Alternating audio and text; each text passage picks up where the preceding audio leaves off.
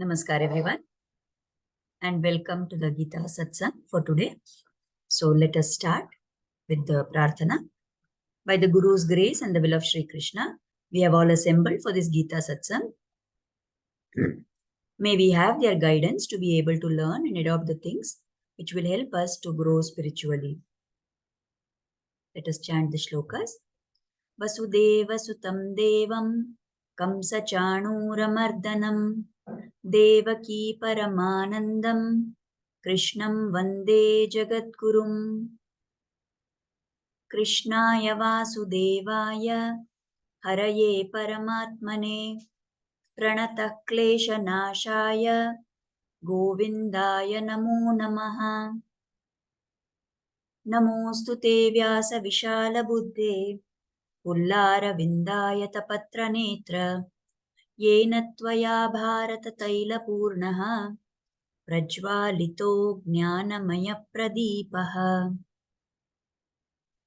Ramanujadaya Patram Jnana Vairagya Bhushanam Srimad Venkatanathaaryam Vande Vedanta Deshikam Yo Nityam Achyuta Padambuja Yukma Rukma Vyamohatastaditarani Trinaya Mene Asmadguror Bhagavatosya Dayaika Sindhoho Ramanujasya Charanam Sharanam Prapadye.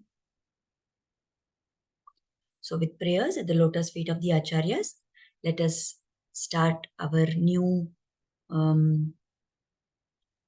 topic, which is the third chapter of the Bhagavad Gita. So by the grace of the Acharyas, by God's grace, we have managed to complete 2 chapters. It has taken us more than 1.5 years, I guess. So now we are proceeding into the study of the third chapter. And from a practical point of view of how we can adopt in our life, this chapter is going to be very significant for us. So in the first and second shloka of the third chapter, it begins with the questions of Arjuna. Now, we remember that in the second chapter, Krishna has been speaking at length and explained a lot of things to Arjuna. Now, the minute he hears all that, and especially he hears about 2 concepts which are taught to him by Krishna, then Arjuna has a doubt and immediately he speaks up. All this time he was listening. Now he speaks up with his 2 questions. So, the first and second shloka of the third chapter, Arjuna uvacha Jayasi chet karmanaste mata buddhir janardana tatkim karmani ghore mam niyojayasi keshava vyamishreneva vakyena buddhim mohayasiva me tadekam vad nishchitya yena shreyo hamapnuyam. So here Arjuna uvacha, Arjuna says, he addresses the Lord as Janardana. O Janardana, if you consider that knowledge, jnana, is superior to karma, to action, then why do you ask me to wage this terrible war, O Keshava? My intellect, my buddhi, is bewildered, it is confused by your ambiguous advice. Ambiguous means something which is not clear. Please tell me decisively, please tell me definitely the one path by which I may attain the highest good. So, if we understand the background against which Arjuna is asking these questions, we will understand what he is talking about. So, here we know this question is coming after Krishna has explained about karmayoga and about jnanayoga.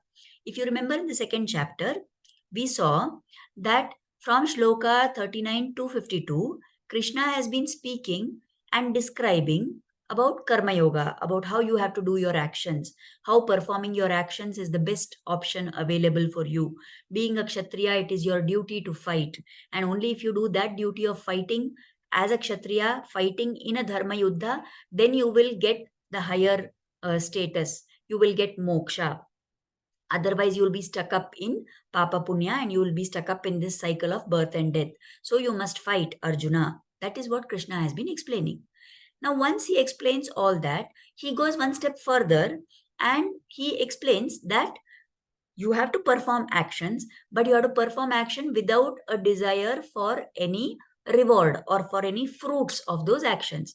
And to be able to do that, you should give up a desire for the outcome which is favorable for you. So, who can do that? Only a person who is a jnani, only a person who has controlled his mind. So, to be able to do that, you need to control your senses, you need to control your mind, and that is the whole topic of jnana yoga. So, first, Krishna explained about why Arjuna should perform karma and not only do karma, but do it with offering to the Lord as karma yoga. And then he explains the state of mind which should be there for somebody to attain atmasakshatkara. So now Arjuna feels that Krishna told me two things. He told me about doing action. He told me about karma yoga. And then he told me about jnana yoga. So first he talked about karma yoga. And then he talked about jnana yoga. So when he is told, the last thing that he spoke about was about jnana yoga. So does that mean that jnana yoga is superior to karma yoga? If that is the case, then why is Krishna trying to tell me that I should fight in this war? Because fighting in the war is karma yoga.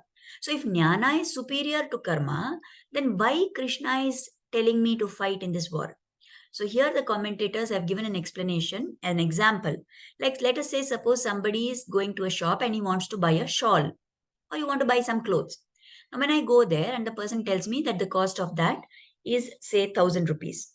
Now when I want to buy 1000 rupees shawl, what I will do? There are two ways. I can give that person 100 rupees first. Then I can give him another 100. I can go on giving little by little and then finally I will have given him 1000 rupees. Or the other way is directly I give him two notes of 500 rupees. I've given 1000 to him and he is giving me the shawl. So the first method, that little by little you do this, and then you reach there. That is what is doing something stepwise and then reaching the final stage. Instead of doing that, if directly I give 1000 rupees and I buy the shawl, so that is just doing one step, the final step only, and I will get the shawl. So if I can do the second method, why I will go to the first method, isn't it? So similarly, if I can just do karma yoga, if I can just do jnana yoga and I will get atmasakshatkara, then what is the need for me to do karma yoga? This is the question that Arjuna is asking. Now, according to what Krishna has explained to Arjuna, there are some very basic differences between performing jnana yoga and performing karma yoga. So, two of those major differences are, when we say jnana yoga, it is part of what is called as the nivritti marga. So, karma yoga, on the other hand, is part of pravritti marga. So, what is this nivritti marga and what is pravritti marga? Nivritti marga means to give up everything. So, we saw that in jnana yoga, we are talking about controlling the senses. So, you don't give in to your senses. So, you give up the enjoyment of the senses. So, that is jnana yoga. So, giving up that, controlling your senses, giving up your enjoyment, all that is part of the nivritti marga. But what does karma yoga involve? Karma yoga involves, it is asking you to perform some actions. So if you are going to perform actions, then you are going to use your jnanendriya and karmendriya. I have to see something, I have to hear something, and then only I can perform some action related to that. So that karma yoga, that doing an action is pravritti marga. So in jnana yoga, we are giving up our senses and we are following nivritti marga. In karma yoga, we are using our senses and we are following the pravritti marga. So now these two, if you look at it, they are both contradictory. They are in two opposite directions, isn't it? So when they are in two opposite directions, what exactly do you want me to do, O Krishna? This is the question of Arjuna. You told me about karma yoga, then you told me about jnana yoga, and you said jnana yoga is the best method for becoming sthita prajna. You said jnana yoga is the only way I can get atmasakshatkara. So when that is the case, why are you pushing me into this fight? Why are you making me take action and do karma yoga? I will do jnana yoga only then. I am confused now since you told me two things. If Krishna had spoken only of karma yoga, Arjuna would have thought that yes, that is my duty, I have to fight. Now Krishna told him karma yoga, he told him also jnana yoga. So Arjuna is saying that I am confused, I am bewildered. And he does not say that you have confused me. He says, I am getting bewildered. I am getting confused. To me, it is appearing as if both these are in opposite directions. So you please tell me, Krishna, what is it definitely that I have to do? And here the Acharyas explain that the use of these two names of the Lord, when Arjuna is addressing the Lord, he is using these two names as Janardana and Keshava. So this word Janardana means somebody who destroys Jani. Jani has many different meanings. One of the meanings is people. The other meaning is the cycle of birth and death. So we can take that name Janardana in two ways. Lord destroys people. Which people? Those who are hostile to his devotees, those who are enemies of his bhakta. Those people the Lord destroys. So he is Janardana. The second point is that Jani refers to the cycle of Janma Mrityu. So Janma and Mrityu cycle is destroyed by the Lord. So what Arjuna is indirectly asking is, he's saying, O Janardana, O Lord, who are going to destroy the cycle of birth and death. You are telling me that I should do karma yoga. And doing that karma yoga will push me into more and more papa karma and all that. And I will get pulled into the cycle of birth and death. So you are supposed to be destroyer of cycle of birth and death. Why are you putting me into this bad situation where I will get stuck up in the cycle of birth and death? That is why he is saying Janardana. Second name that he is using is Keshava. So there are many different meanings for the name Keshava. One of the meanings is that one who has very beautiful kesha, one who has beautiful hair. And such a person who has beautiful hair, he is having an all attractive form. So Krishna is supposed to attract people and take them in the right direction. But you now are confusing me. That is what Arjuna is trying to say to the Lord. We can also take it to mean that Keshava can be Klesha Nashakaha, somebody who destroys all conflict, somebody who destroys all distress. So you are supposed to be the destroyer of conflict, but now you have created in my mind a conflict. So that is, in that sense, the Acharya say, these names of the Lord are being used by Arjuna here. Now, in the next shloka, when we go in the next satsang, we will see how Krishna is answering this query of Arjuna. But for today, this is what we have understood. That Arjuna feels Krishna has told about jnana, Krishna has told about karma. And the way Krishna has told, it is as if jnana is superior to karma. In that case, why should I fight? I will do jnanayoga. Why should I fight? I don't want to do this. But I'm confused because your advice, O Krishna, is ambiguous. It is not clear. So tell me definitely the one path by which I can go ahead. You tell me any one and I will only do that. That is what is the point that Arjuna is making here. So here from Arjuna's attitude, we can learn certain things. The first thing is that when we have a doubt, we need to ask guidance from the Guru. Arjuna thought that Krishna is telling him something, right? And he got confused that is Krishna telling this or he is telling that? Does he mean this is good or does he mean that is good? So because he felt that there is some confusion here, he asked Krishna that please tell me clearly what is it that I have to do. So this should be the attitude of every sadhaka. When we are doing sadhana, we have some doubt. Should this be my attitude? Should this be my bhava? What is it that I have to do exactly? So when that kind of a doubt comes in our mind, we should not proceed with something which is coming to our head because we will be confused. And the decision that we take may not be the best decision because our knowledge is limited. But the guru or the person who is guiding us is one step ahead of us. So they will definitely have the answer. So we must take guidance. We must ask for help. And to be able to do that, we need to have the attitude that I am the Shishya, I am the learner, and this person is the knowledgeable one. He is the guru, and he is going to teach me what I should be doing. So when we have that kind of an attitude, we will be able to learn. If you remember in the previous chapter also, when we said in one place, Arjuna, when he is talking so much, he has finished telling about all his confusion and all that. And then he says to Krishna that you please guide me. Shishyasteham shadhimam tvam prapannam. I am prapanna. I have surrendered myself to your feet. You please take me as a disciple. Consider me as a shishya. You be my guru. And you tell me what I should be doing. So that bhava we should also have in our sadhana. Now, why it is important for us to do this? Because many times there may be an ideal state which we have to achieve, no doubt, but that may not be possible for us right now. So, what is ideal versus what is feasible? Feasible means what is practicable, what is easy for me to adopt in practice. So, many times there will be a conflict between this. Now, I know I should control my senses, but it is not possible for me all the time practically. So many times we may need to choose at this point of time, I can only do so much.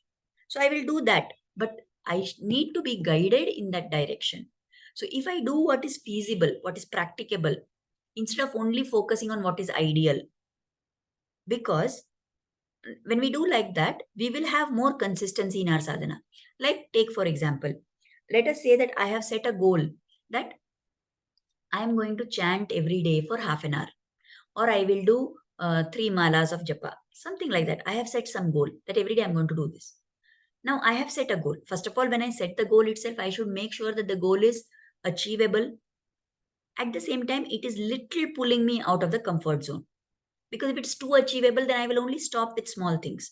But if it is too difficult, what will happen? I will not be able to attain that. Now, is it feasible for me to say that every day I will do 2 hours of chanting? Okay, it may not be possible for me right now because I'm not doing even for 10 minutes. How will I reach 2 hours? But if I set a goal which is practicable, let me say I will do for half an hour. Maybe that is going to be better.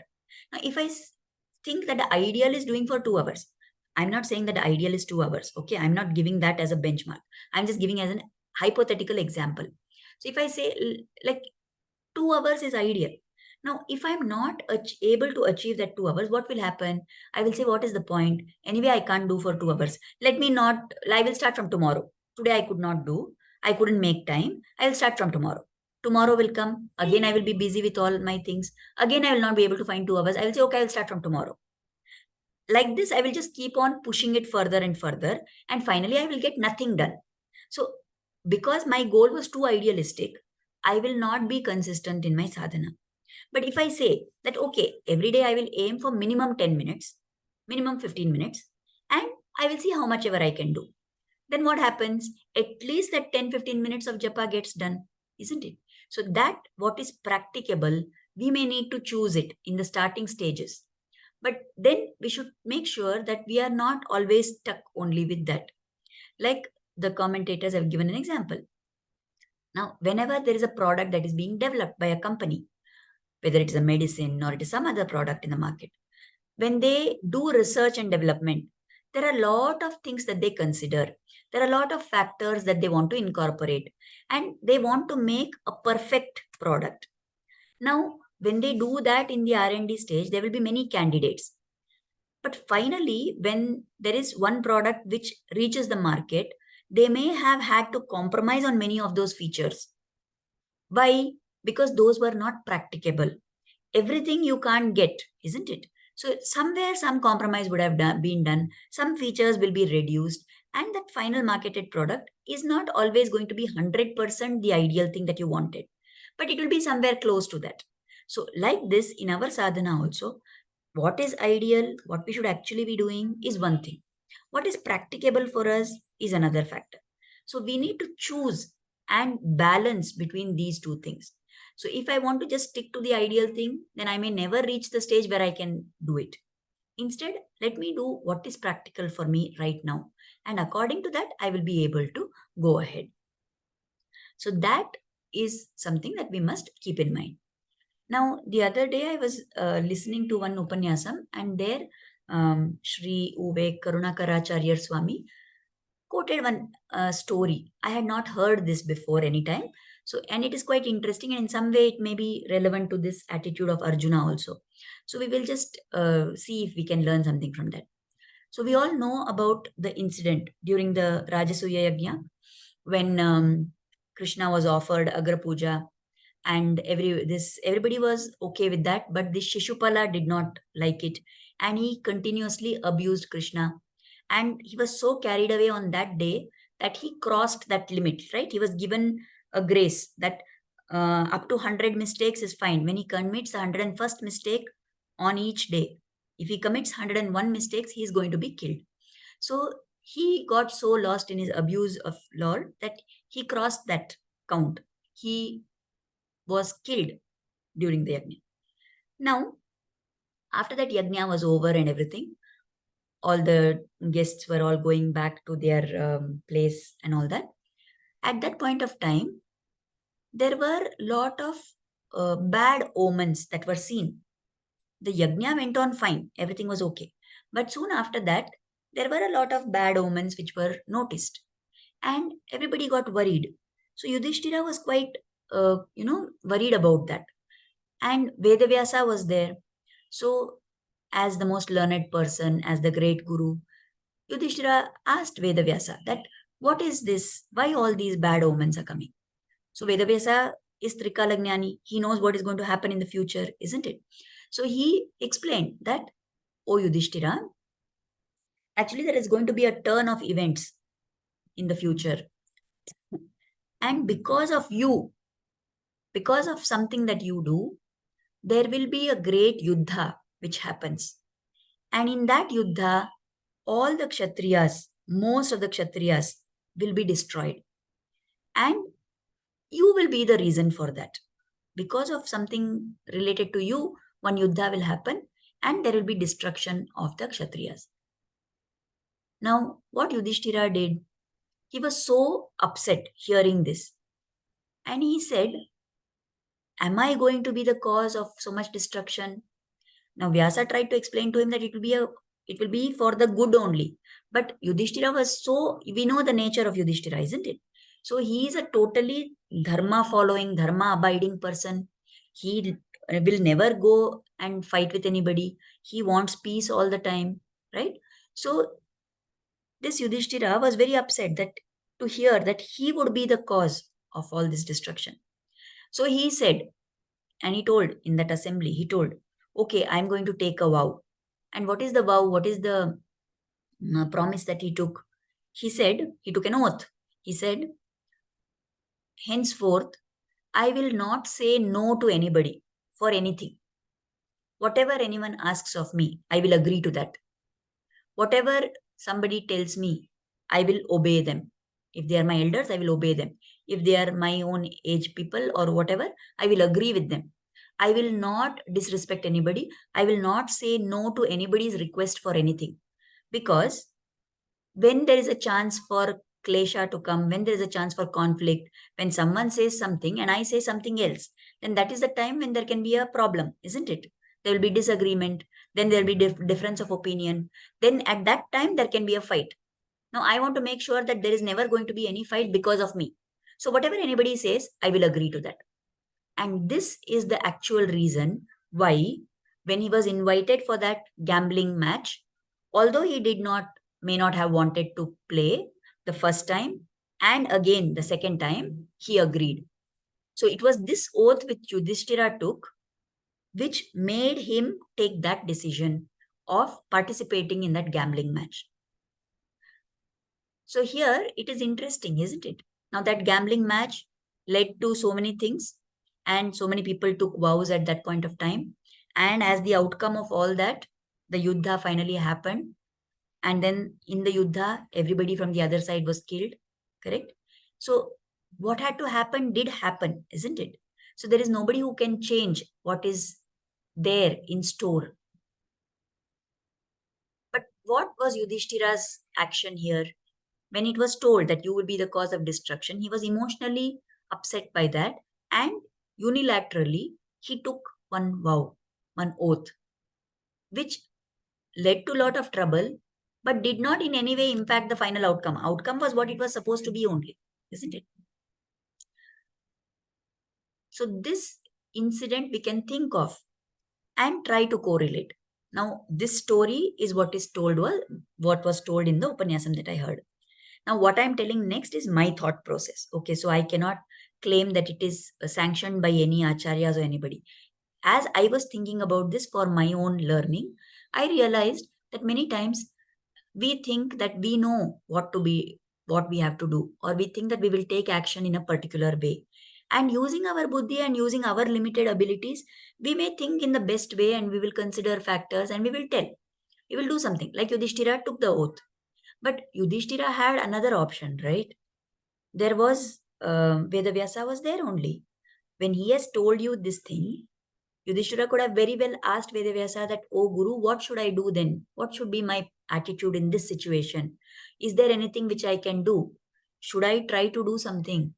What should be my role?" He could have asked, but he did not ask.